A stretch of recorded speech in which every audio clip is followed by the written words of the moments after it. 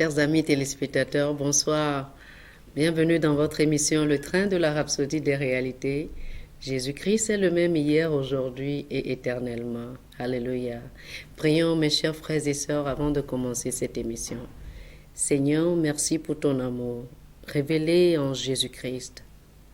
Merci pour la révélation de ta parole que nous recevons aujourd'hui. Cette parole qui a produit Jésus-Christ produira la vie dans notre vie aujourd'hui et dans nos situations. Au nom de Jésus. Amen.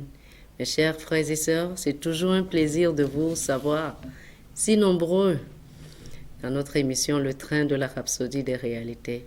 Aujourd'hui, notre semaine de la Rhapsodie va couvrir du 7 au 13 août. L'émission va donc couvrir la semaine du 7 au 13 août. Et je voudrais commencer avec le premier numéro de la semaine qui est le vendredi 7 août. Le thème de la Rhapsodie était « Déclarer la sagesse ». Alléluia, j'aime ça, déclarer la sagesse. L'écriture du jour était 1 Corinthiens, le chapitre 2, le verset 7 qui nous dit « Nous prêchons la sagesse de Dieu, mystérieuse et cachée, que Dieu, avant les siècles, avait destinée pour notre gloire. » Oh, alléluia. Merci, mon Dieu. Notre verset d'ouverture dit que nous prêchons, nous déclarons la sagesse mystérieuse de Dieu. Qu'est-ce que prêcher la sagesse? C'est la question que le pasteur Christ nous pose. Il dit 1 Corinthiens chapitre 2 du verset 12 au verset 13 nous donne une idée. Il dit, pour nous, nous n'avons pas reçu l'esprit du monde, mais l'esprit qui vient de Dieu, pour connaître les choses que Dieu nous a données par son esprit. Et nous les annonçons, non avec les discours qu'enseigne la sagesse humaine, mais avec ceux qu'enseigne le Saint-Esprit, expliquant les choses spirituelles aux spirituels. C'était la version OST que je viens de lire. Le pasteur Christ dit, remarquez cette portion de l'écriture qui nous dit, et nous annonçons la sagesse. Il dit, il n'est pas dit les choses dont nous parlons. Non. Il dit que nous annonçons, pas les choses dont nous parlons. Alléluia. Nous annonçons plutôt la sagesse de Dieu. Nous la déclarons. Nous lisons quelque chose de similaire dans le verset 6 qui dit « Cependant, c'est une sagesse que nous prêchons parmi les parfaits. » Oh, alléluia. Nous ne parlons pas de la sagesse. Nous ne parlons pas de la parole de Dieu, mais nous déclarons plutôt la sagesse de Dieu. Et la sagesse de Dieu, c'est la parole de Dieu. Déclarer la sagesse, c'est déclarer la parole. Oh, alléluia. Par exemple, Colossiens chapitre 1, le verset 27 dit « Christ en vous, l'espérance de la gloire. » Lorsqu'en vous basant sur ce verset, vous affirmez ceci « Je suis toujours un vainqueur. Ma vie est l'expression de la gloire et de la domination de Christ. » Alors là, vous déclarez la sagesse de Dieu. Alléluia. Lorsque vous déclarez par exemple, je ne manque de rien, je n'ai aucun besoin parce que je suis un héritier de Dieu et un co-héritier avec le Christ, le monde m'appartient, alors là, vous prêchez, vous déclarez, vous annoncez la sagesse de Dieu, chers amis. Alléluia. Lorsque, indépendamment des symptômes que vous pourrez ressentir dans votre corps, vous déclarez ceci. La vie de Dieu fonctionne en moi. Le Saint-Esprit qui est en moi vivifie mon corps. Quand vous faites cela, vous déclarez la sagesse de Dieu. Alléluia. Vous ne parlez pas de la sagesse de Dieu. Vous ne parlez pas de la parole de Dieu, mais vous la déclarez plutôt. Alléluia. Le pasteur Christ dit, il y en a qui pourraient vous considérer comme ayant perdu la tête lorsque vous déclarez la sagesse de Dieu. C'est parce que La sagesse de Dieu est folie pour l'homme naturel, comme la Bible nous le dit dans 1 Corinthiens, chapitre 2, le verset 14, qui déclare « Mais l'homme naturel ne reçoit pas les choses de l'Esprit de Dieu, car elles sont une folie pour lui, et il ne peut pas les connaître, parce que c'est spirituellement qu'on en juge. » Oh, alléluia. Oh, j'aurais bien aimé m'attarder un peu là-dessus. Déclarez toujours la sagesse de Dieu et votre vie glorifiera Dieu. Déclarez votre unité avec le Seigneur. Déclarez votre justice, votre santé, votre prospérité, votre domination et votre gloire en Jésus-Christ. C'est comme ça que vous déclarez la sagesse de Dieu. Gloire à Dieu. Alléluia. Le numéro qui a suivi, mes chers amis, c'était celui du samedi passé, le samedi 8 août. Le thème de la rhapsodie était « Chassez les démons de votre nation ». Rappelez-vous, nous avons appris une fois ici comment chasser les démons dans votre vie, dans votre famille. Cette fois-ci, nous allons apprendre comment chasser les démons dans votre nation. Alléluia. L'écriture du jour était 2 Corinthiens chapitre 4, du verset 3 au verset 4 qui nous dit « Si notre évangile est encore voilé, il est voilé pour ceux qui périssent, pour les incrédules dont le Dieu de ce siècle a aveuglé l'intelligence, afin qu'ils ne visent pas briller la splendeur de l'évangile de la gloire de Christ, qui est l'image de Dieu. » Le pasteur Christ dit, de nos jours, les activités démoniaques sont endémiques dans plusieurs villes, avec pour but d'empêcher les gens de recevoir l'évangile. Pourquoi les démons attaquent les nations, les villes, font leurs activités, se manifestent dans nos quartiers, nos villes, nos villages, nos nations? C'est pour empêcher les gens de recevoir l'évangile. Le pasteur dit, lorsque vous remarquez une diminution du nombre de gens qui répondent à l'appel au salut dans certains endroits, dans certaines localités, malgré la prédication vigoureuse de l'évangile de Jésus-Christ, faites ce que Jésus a dit de faire, chassez les démons. Il nous a dit de le faire dans Marc, chapitre 16, le verset 17. Chassez les démons, vous pouvez les chasser dans votre quartier, de vos villes. Alléluia, de votre nation, vous pouvez chasser les démons. Chassez-les des villages, des localités, des nations, en priant avec ferveur en esprit. Comment vous les chassez? Quand vous priez avec cette ferveur de l'esprit.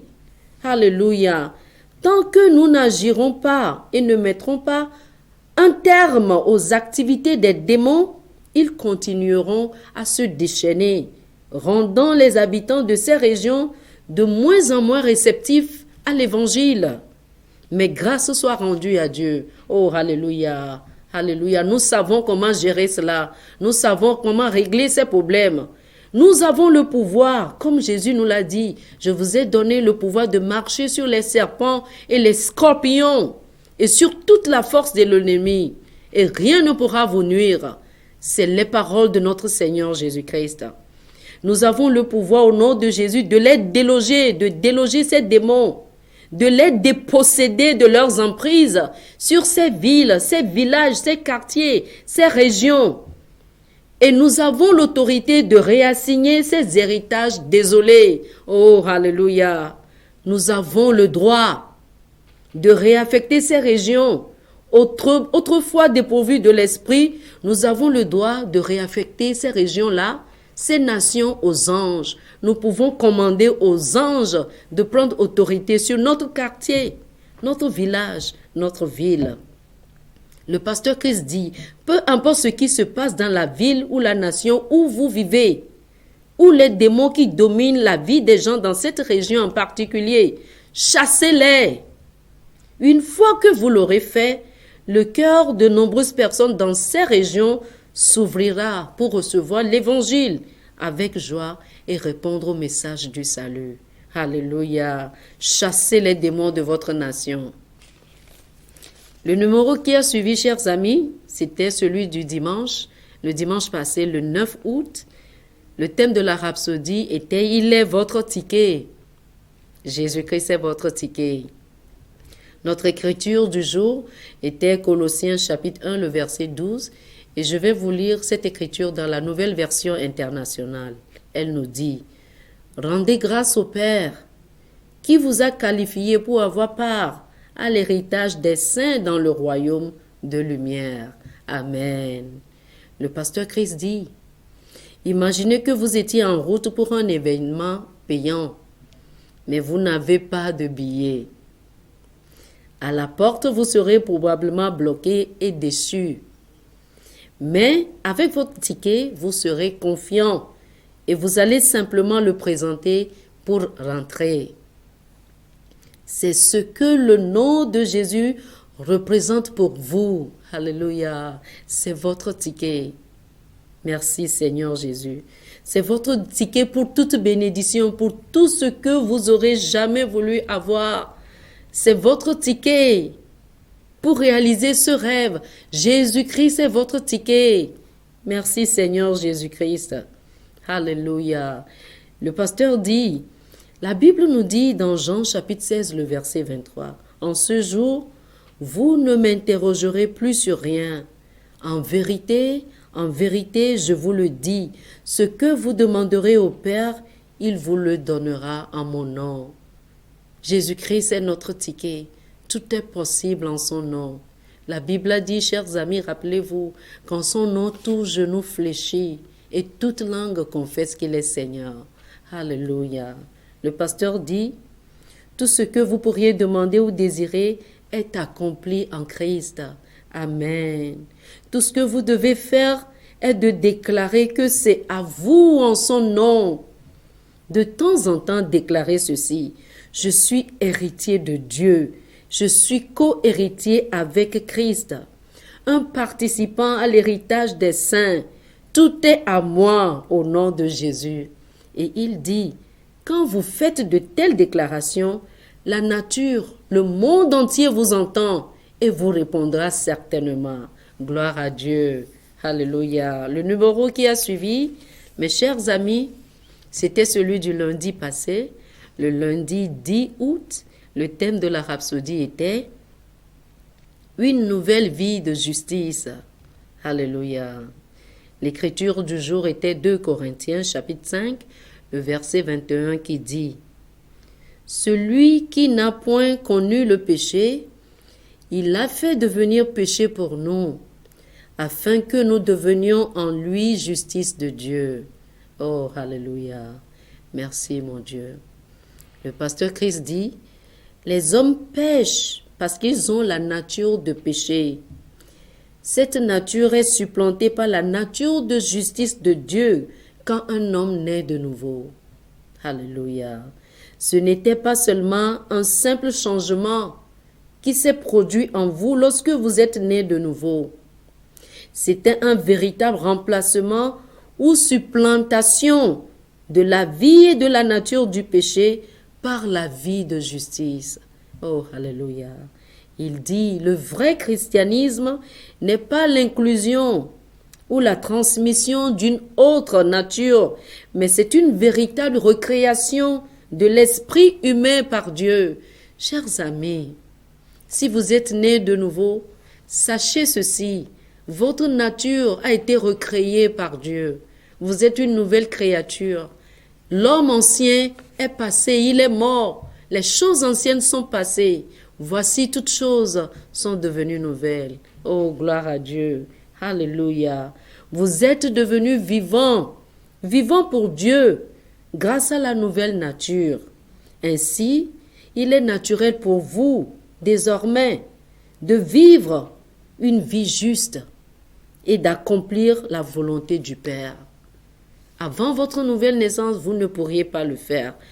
Le pasteur Christ dit, la religion enseigne que si un homme vit bien, alors Dieu le qualifiera comme étant juste.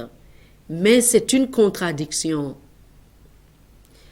Personne ne peut vivre juste jusqu'à ce qu'il soit d'abord rendu juste par Dieu.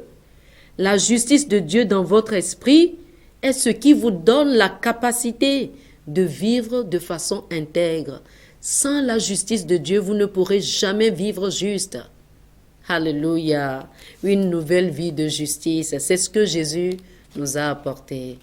Merci Seigneur. Le numéro qui a suivi, mes chers frères et sœurs, c'était celui du mardi passé, le mardi 11 août. Le thème de la rhapsodie était « La fidélité dans le service ». L'écriture de ce jour était Colossiens chapitre 3, le verset 23 qui nous dit « Tout ce que vous faites, faites-le de bon cœur, comme pour le Seigneur et non pour les hommes. » Le pasteur Christ dit « Chacun d'entre nous est appelé à remplir un rôle unique en Christ. Nous avons tous des tâches variées qui nous ont été données par Dieu. C'était la même chose au temps de la Bible. Certaines tâches peuvent être plus importantes ou plus étendues que d'autres, mais la façon dont vous effectuez votre tâche est jugée selon votre fidélité. Le Seigneur vous jugera et vous récompensera sur la base de votre fidélité dans le service, dans la mission qui vous a été confiée et non par rapport à celle qu'il a confiée à quelqu'un d'autre. Rappelez-vous, c'est lui qui vous donne la capacité de faire tout ce qu'il vous a confié. S'il vous a confié plus à faire que quelqu'un d'autre, il ne pense pas que cela vous rende plus grand. En tant que personne, c'est son propre choix, c'est son propre positionnement. Il est donc important que vous soyez diligent dans l'accomplissement de ce qu'il vous a confié. Le pasteur Christ dit, quoi que vous fassiez, faites-le de bon cœur, comme pour le Seigneur et non pour les hommes. Alléluia. C'était la fidélité dans le service. Le jour qui a suivi, c'est le mercredi le 12 août, où le thème de notre rhapsodie était « Embrasser son amour ». Embrasser l'amour de Dieu. Alléluia. Notre écriture du jour était Jean chapitre 3, le verset 16. Vous connaissez cette écriture, car Dieu a tant aimé le monde qu'il a donné son Fils unique, afin que quiconque croit en lui ne périsse point, mais qu'il ait la vie éternelle. Merci Seigneur. Le pasteur dit, le Seigneur Jésus a donné sa vie pour nous, comme personne ne l'a jamais fait. Alléluia. Il était divin et sans péché. Pourtant, il est devenu péché pour des menteurs, pour des pécheurs. Alléluia. Il a pris notre place. Il a été crucifié par sa propre volonté à la place des autres. Il dit, pensez-y, il a pris notre place de péché sur la croix, afin que nous puissions prendre sa place de justice, comme nous le dit 2 Corinthiens, chapitre 5, le verset 21. Celui qui n'a point connu de péché, il a fait devenir péché pour nous, afin que nous devenions justice de Dieu en lui. Alléluia. Comment décririez-vous un tel amour qu'il a fait mourir pour des pécheurs? Oh, alléluia. C'est pour cela que nous parlons de cet amour. C'est la raison pour laquelle nous sommes dans ce studio ce soir, chers amis, pour vous parler de l'amour de Dieu, manifesté en Jésus-Christ. Alléluia. Comment pourriez-vous décrire un tel amour qu'il a fait mourir pour des pécheurs, des criminels, des voleurs, des meurtriers? Il est venu, il a vécu, il a fait des merveilles et est mort, est ressuscité. Tout cela par amour pour l'homme. Tout cela par amour pour vous, ma sœur, par amour pour vous, mon frère. Alléluia. Quand il a déclaré l'objectif de sa venue dans Jean, chapitre 10, le verset 10, c'était pour que l'homme ait la vie et qu'il l'ait en abondance. Il a dit, je suis venu afin que mes brebis aient la vie et qu'elle l'ait en abondance. Oh, alléluia. La vie qu'il nous a donnée est une vie de bénédiction, de joie et de plaisir éternel. Alléluia. Merci Seigneur Jésus. Peu importe, nous dit le pasteur, peu importe où vous avez été, peu importe ce que vous avez fait dans votre vie, à quel point vous pensez avoir été dans le péché et n'avez pas besoin, il dit, vous n'avez pas besoin de fuir Dieu. Peu importe l'étendue de votre péché, ne le fuyez pas. Il vous tend la main. Oh, alléluia. Il a dit dans Ésaïe chapitre 1, le verset 18, « Si vos péchés sont comme le cramoisi, ils deviendront blancs comme la neige. » Alléluia. « S'ils sont rouges comme la pourpre, ils deviendront comme la laine. » Oh, merci Seigneur. Embrassez son amour, nous dit le pasteur. Confiez-lui votre vie. Il ne vous décevra jamais. Peut-être que vous n'êtes jamais né de nouveau. À la fin de cette émission, faites la prière de salut avec moi. Quelque chose se produira dans votre vie. Vous connaîtrez l'amour de Dieu. Oh, alléluia. Merci Seigneur Jésus. Le numéro qui a suivi, c'est celui d'aujourd'hui.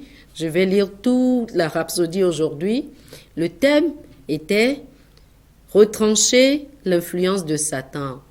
Aujourd'hui, le jeudi 13 août, notre thème de la rhapsodie est « Retrancher l'influence de Satan ». L'écriture du jour est Psaume 118, le verset 10 qui dit « Toutes les nations m'environnaient. Au nom de l'Éternel, je vais les détruire. » Alléluia. La version anglaise dit « Je vais les détruire ».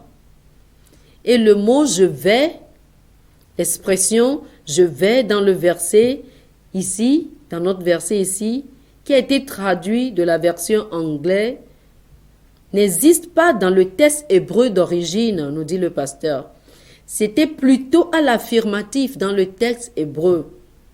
Et la version nouvelle, version internationale, comme plusieurs autres traductions, l'exprime correctement en disant ceci. Toutes les nations m'environnaient, mais au nom de l'Éternel, je les taille en pièces. Oh, alléluia. Cette écriture ne dit pas, je vais les couper. Non, elle dit plutôt, je les taille en pièces. David faisait une proclamation en esprit, même avant de détruire ses ennemis avec l'épée. Oh, chers amis, suivez très bien. Vous voulez détruire un ennemi? Quel que soit cet ennemi, que ce soit dans votre santé, vous devez le détruire d'abord avec votre bouche, dans vos déclarations de la sagesse de Dieu.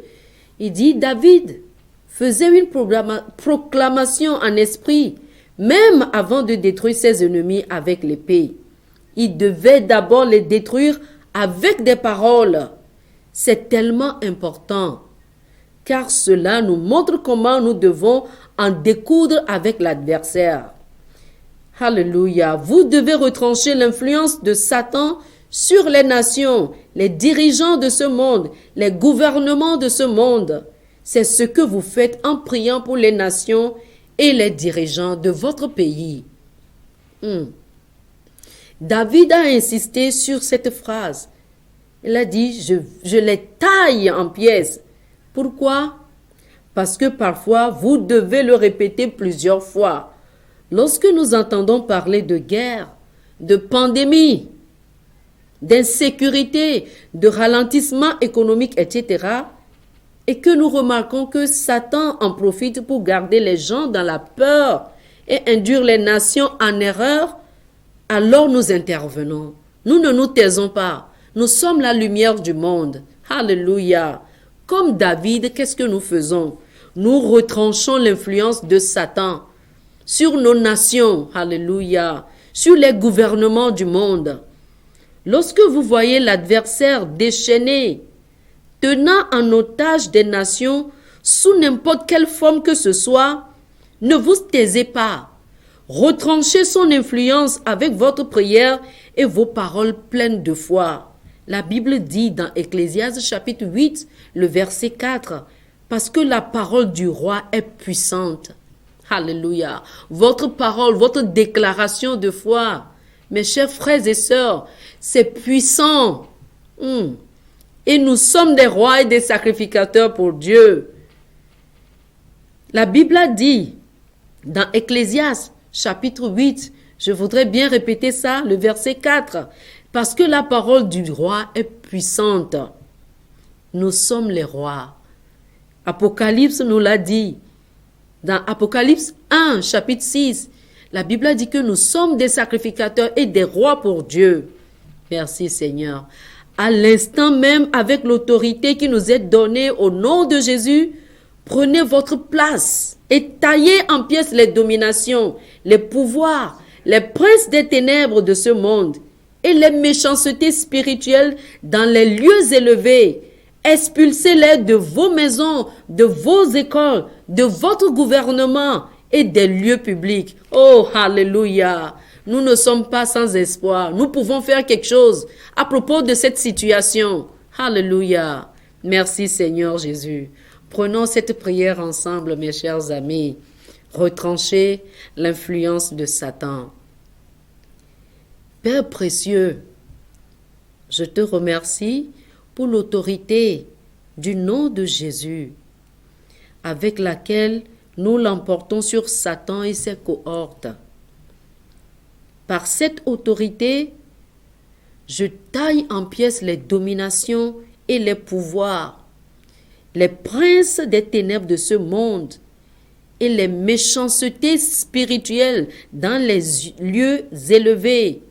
Je les taille en pièces dans tous les secteurs, dans tous les établissements, dans les écoles, dans tous les aspects du gouvernement de ma nation, au nom de Jésus.